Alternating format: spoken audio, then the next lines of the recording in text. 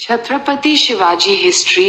श्रीमंत छत्रपति शिवाजी महाराज का इतिहास। जन्म 19 फरवरी 1630। मृत्यु 3 अप्रैल 1680।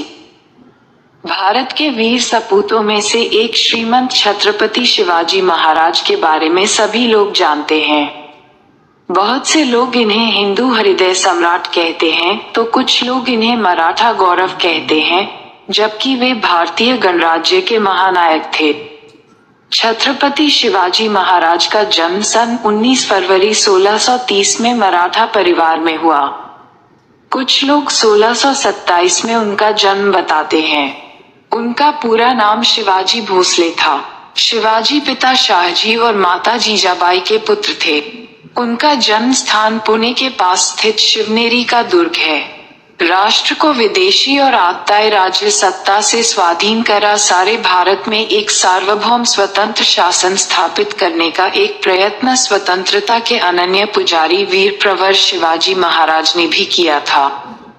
इसी प्रकार उन्हें एक अग्रगण्य वीर एवं अमर स्वतंत्रता सेनानी स्वीकार किया जाता है।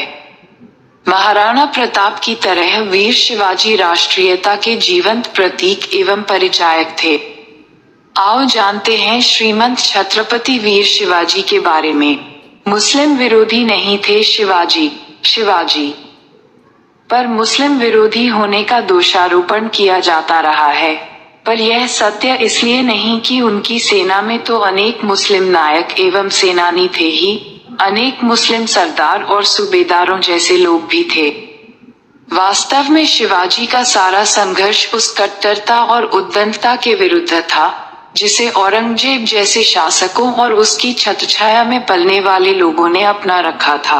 1674 की ग्रीष्म ऋतु में शिवाजी ने धूमधाम से सिंहासन पर बैठकर स्वतंत्र प्रभुसत्ता की नींव रखी।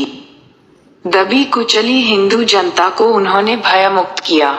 हालांकि ईसाई और मुस्लिम शासक बल प्रयोग के जरिए बहुसंख्य जनता पर अपना मत थोपते अतिरिक्त कर लेते थे, जबकि शिवाजी के शासन में इन दोनों संप्रदायों के आराधना स्थलों की रक्षा ही नहीं की गई, बल्कि धर्मांतरित हो चुके मुसलमानों और ईसाइयों के लिए भयमुक्त माहौल भी तैयार किया।